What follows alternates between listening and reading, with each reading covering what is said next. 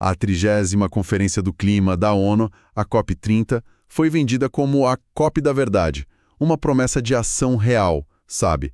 Direto de Belém, do coração da Amazônia. Hoje, a gente vai mergulhar em um conjunto de análises que mostram que, na prática, não existiu uma COP só. Existiram pelo menos duas. Uma acontecia nos palácios, com ar-condicionado, e a outra, bom, a outra fervilhava nas ruas debaixo do sol. E a grande questão é, qual delas era a verdadeira COP da Verdade? Essa é a pergunta de $1 milhão, né? O que as fontes revelam é uma tensão constante, uma dualidade que marcou cada dia do evento. De um lado, a diplomacia, os acordos, aquela imagem de um Brasil salvando o planeta. Do outro, um verdadeiro festival de greenwashing e lobby corporativo em uma escala que a gente, nunca tinha visto antes. E o mais interessante é que essa confusão não foi um bug no sistema. Foi o próprio sistema funcionando como planejado. Ok, vamos começar por essa ideia de duas COPs. A primeira é a que todo mundo viu na TV, certo?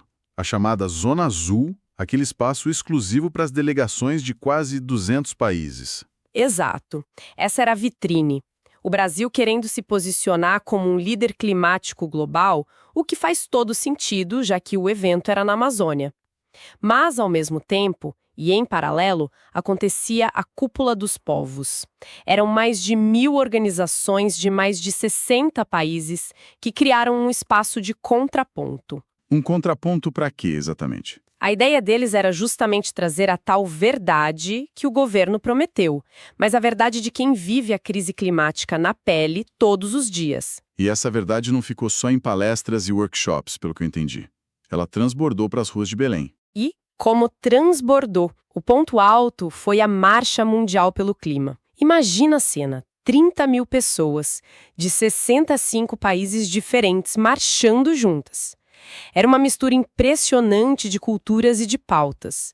Tinha de tudo. Que tipo de coisa, o que mais chamava a atenção? Os símbolos eram muito fortes. Havia manifestantes carregando caixões para enterrar de forma simbólica o petróleo, o gás e o carvão. Personagens do folclore paraense, como o Curupira e a Matinta Pereira, marchavam ao lado de ativistas internacionais. Que incrível! E as pautas eram todas interligadas, sabe?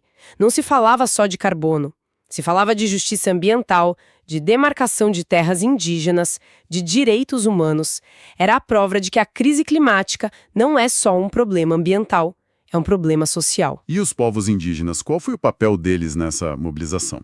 Eles foram só uma imagem bonita para a foto oficial? Ou tiveram uma atuação mais incisiva? Eles foram a linha de frente. E isso nos leva ao momento mais tenso e talvez mais significativo de toda a conferência.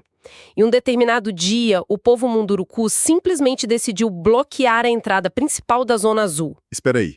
Eles fecharam a porta de entrada da COP? Exatamente, com seus corpos, seus cantos, sua presença. De repente, os diplomatas, os negociadores, os CEOs, toda a elite global do clima ficou do lado de fora. Nossa. Por horas, sob o calor amazônico. Foi uma inversão de poder brutal. O tempo lento da diplomacia foi forçado a parar e encarar o tempo urgente da vida real de quem está no território. Imaginou o caos. E qual foi a reação do governo? Mandaram a polícia? A reação foi o reconhecimento de que não havia outra saída a não ser o diálogo. As ministras Marina Silva, do Meio Ambiente, e Sônia Guajajara, dos povos indígenas, junto com o presidente da COP, tiveram que ir até o bloqueio e conversar com as lideranças. E funcionou? Funcionou. E não foi uma conversa vazia. Os Mundurucus saíram de lá com um compromisso assinado para acelerar a demarcação de duas de suas terras, a Sauré Moibu e a Sauré Bapim. Então, uma ação de protesto dileta gerou um resultado mais concreto do que talvez semanas de negociação formal lá dentro. Precisamente. A ação deles expôs a grande contradição do evento.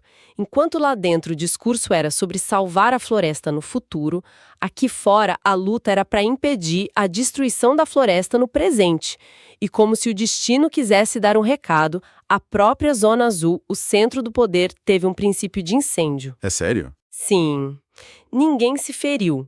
Mas a imagem de um evento super organizado, sediado na Amazônia, literalmente pegando fogo, a ironia quase perfeita. Essa contradição entre o discurso e a prática me parece um gancho perfeito para o outro lado dessa história. Porque enquanto os Munduruku protestavam do lado de fora, quem estava pagando a conta e montando o palco do lado de dentro? Aí entramos na COP dos lobbies, como aponta um relatório que a gente analisou. A tese é direta. A COP30 foi usada como uma gigantesca plataforma de marketing para algumas das empresas com os piores históricos socioambientais do país e do mundo. Certo. Mas isso não é um pouco esperado? Empresas sempre patrocinam grandes eventos. O que foi diferente em Belém? A escala e o descaramento. Vamos aos exemplos, porque eles são muito claros. A patrocinadora principal, a Vale, investiu quase R$ 1 bilhão na construção do Parque da Cidade, a sede principal do evento. A Vale, a mesma Vale dos crimes de Mariana e Brumadinho. A empresa que responde a mais de 28 bilhões de reais em ações judiciais por desastres ambientais. Essa mesma. E a estratégia de imagem não parou no patrocínio. Eles chegaram a lançar um álbum de figurinhas sobre sustentabilidade para crianças durante a COP. Um álbum de figurinhas? É sério. Depois de tudo, a estratégia de relações públicas foi figurinhas. É quase uma paródia. É o que as fontes chamam de uma dissonância cognitiva absurda. E a lista continua. A Bayer, gigante dos agrotóxicos, era patrocinadora master da AgriZone, o pavilhão do agronegócio, enquanto enfrenta denúncias no mundo todo pelos impactos do glifosato, que afeta diretamente povos como o Zavá-Guarani aqui no Brasil. E imagino que os bancos também estivessem por lá. Com certeza. O Itaú Unibanco, apontado como um dos maiores financiadores globais de empresas com alto risco de desmatamento, patrocinava os espaços de inovação verde. E claro, a Petrobras, que insiste em explorar petróleo na Foz do Amazonas, também estava presente, com um discurso afinado sobre transição energética. Ok, então não era só colocar um logo num banner.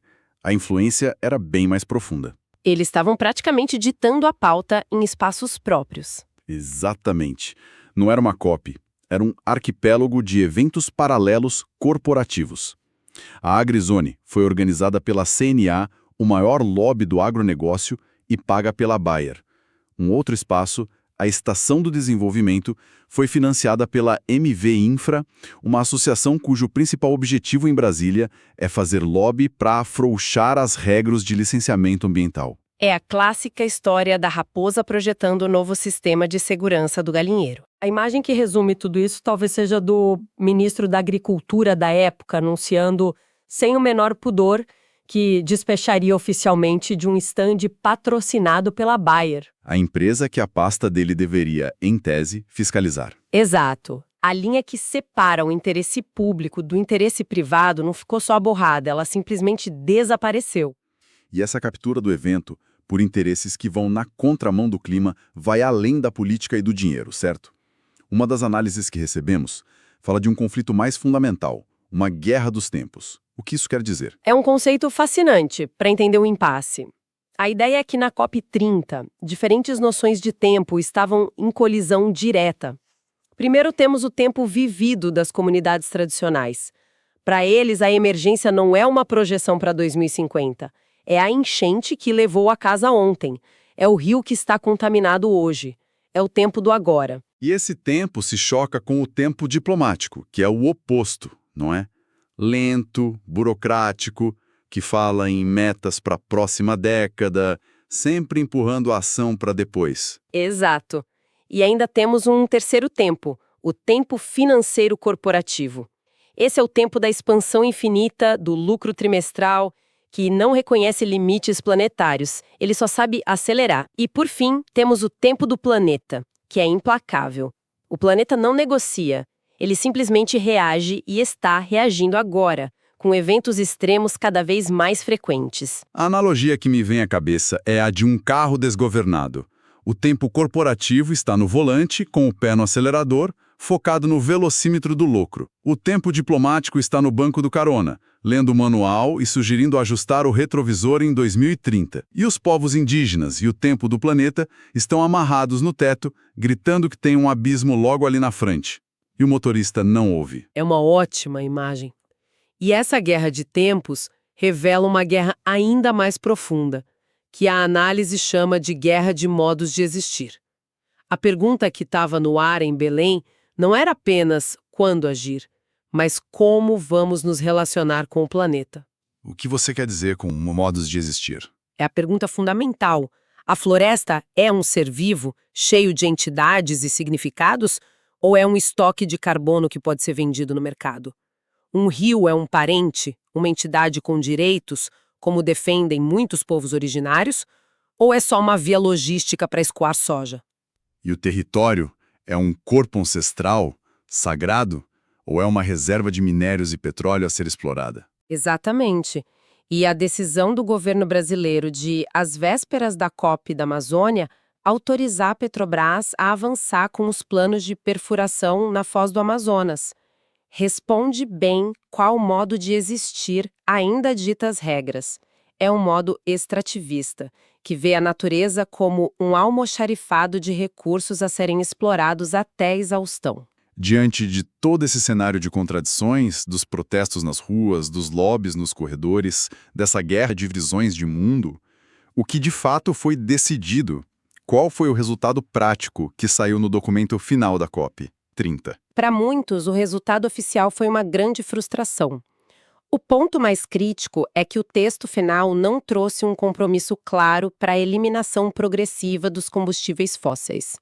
Era o que o mundo esperava, mas a proposta foi vetada por países produtores de petróleo e boicotada pelos Estados Unidos. Então, a questão central, a origem do problema, foi mais uma vez adiada para a próxima conferência. De novo, o tempo diplomático venceu. E, enquanto isso, o tempo corporativo teve motivos para comemorar. E como teve?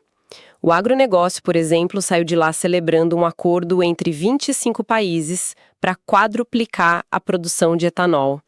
Ou seja, enquanto a eliminação dos fósseis foi adiada, a expansão de uma monocultura com seus próprios impactos ambientais foi sacramentada como solução. E para os movimentos sociais, para as pessoas que estavam nas ruas, como os Munduruku, alguma vitória no papel? Sim, houve alguns avanços que não podem ser ignorados.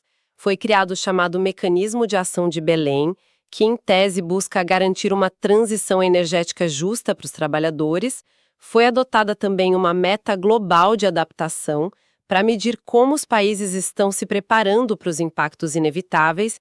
E o que é muito simbólico, o texto reconheceu de forma inédita o papel central dos povos indígenas e das populações de origem africana na luta climática. Mas sempre tem um mais, não é? Qual é a ressalva aqui? A ressalva é gigante.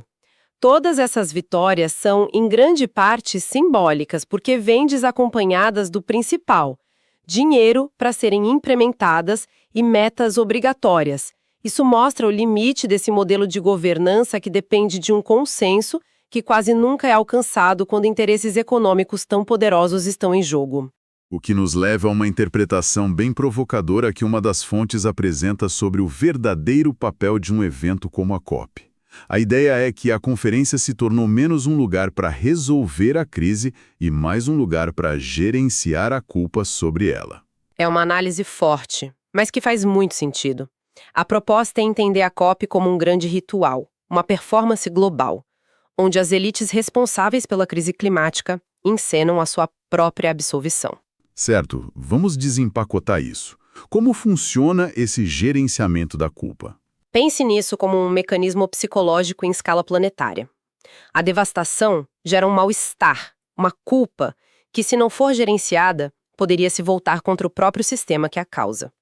O ritual da COP pega essa culpa e a projeta para o futuro, diluindo-a em metas distantes e promessas vagas. A responsabilidade real, do presente, é convertida em uma promessa de responsabilidade futura. Então é quase como um amuleto da sorte. As empresas e os governos patrocinam o evento, participam do ritual, e isso lhes dá uma espécie de salvo-conduto moral para continuar fazendo tudo como antes, mas agora com a consciência tranquila. É exatamente a analogia que a fonte usa, a do fetiche. As elites sabem muito bem o que estão fazendo. Sabem que o sistema delas causa o colapso, mas agem como se estivessem salvando o planeta. A COP se torna esse grande espetáculo que permite a todos manter a ilusão de que algo está sendo feito, enquanto a lógica da destruição continua intacta nos bastidores. É uma confissão pública sem penitência.